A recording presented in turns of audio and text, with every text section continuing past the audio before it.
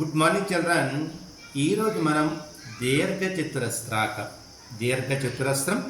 Rectangle ఏరియాకి సంబంధించి ఒక మంచి లెక్కను చేద్దాం.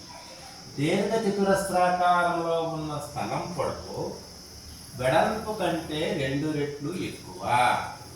ఆ స్థలం 1/8 వంతును 8 మీటర్ల భుజం గల చతురస్ర ఈతకొలను ఆక్రమించుకున్నది.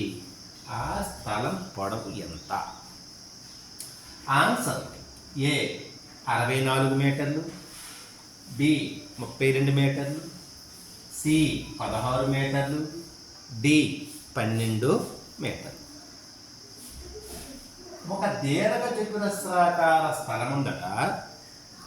దాని వెడల్పు కంటే పొడవు 2 రెట్లు ఎక్కువట. మనకి ఈ వెడల్పు అనేది తెలిస్తే కనుక మనకి పొడవు అనేది తెలుస్తుంది. సో వెడల్పు మనకు తెలియదు కనుక ఏమనుకుంటున్నాం? దీర్ఘచతుర స్థల వెడల్పును x మీటర్లు అనుకున్నాము. ఓకేనండి. వెడల్పునకు పొడవు 2 రెట్లు ఎక్కువ కనుక ఏమవుతుంది? పొడవు 2x మీటర్లు అవుతుంది. ఓకేనండి. ఈ రెండింటి ద్వారా వెడల్పు పొడవు ద్వారా మనం ఈ దీర్ఘచతురస్రాకార స్థల వైశాల్యము కనుక్కుందాం. దీర్ఘచతురస్రాకార స్థల వైశాల్యానికి సూత్రం ఏంటి? పొడవు ఇంటూ వెడల్పు దట్ ఈక్వల్ టు 2x మీటర్లు ఇంటూ x మీటర్. ఇది ఒక కండిషన్. రెండవది, ఆ స్థలం 1/8 వంతులు 8 మీటర్ల భుజం గల చతురస్ర ఈతకొలను ఆక్రమించుకున్నది అని అన్నాడు. ఇప్పుడు ఒక చతురస్ర ఈతకొలను ఉందట. ఆ ఈతకొలను యొక్క భుజము 8 మీటర్లట. మొదటగా మనం ఈ చతురస్ర ఈతకొలను యొక్క వైశాల్యం కనుక్కుంటే చతురస్ర ఈతకొలను వైశాల్యము భుజము ఇంటూ భుజము దట్ ఈక్వల్ టు 8 మీటర్లు ఇంటూ 8 మీటర్లు. ఇది రెడీగా ఉంచుకోండి. ఓకేనా? ఇక్కడ చూడండి, ఈ స్థలం 1/8 వంతును 8 మీటర్ల భుజం గల చతురస్ర ఈతకొలను ఆక్రమించుకున్నది. ఇది మెయిన్ కండిషన్ అన్నమాట. ఈ చతురస్రం యొక్క వైశాల్యం ఎంత వచ్చింది మనకి?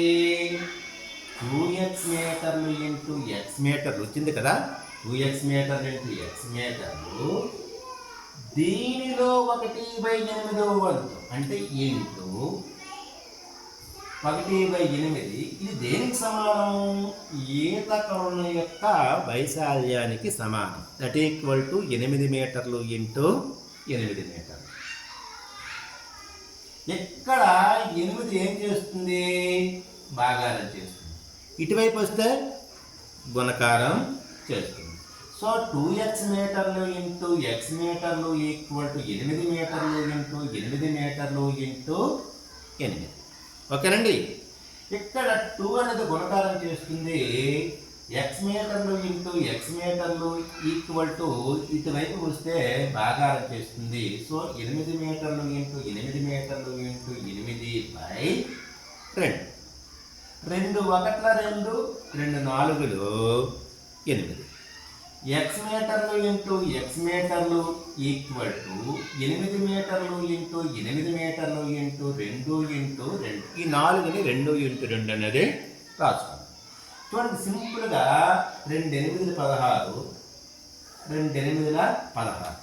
సో x మీటర్లు ఈక్వల్ టు x మీటర్లు ఇంటూ x మీటర్లు ఈక్వల్ టు 16 మీటర్లు ఇంటూ 16 మీటర్లు.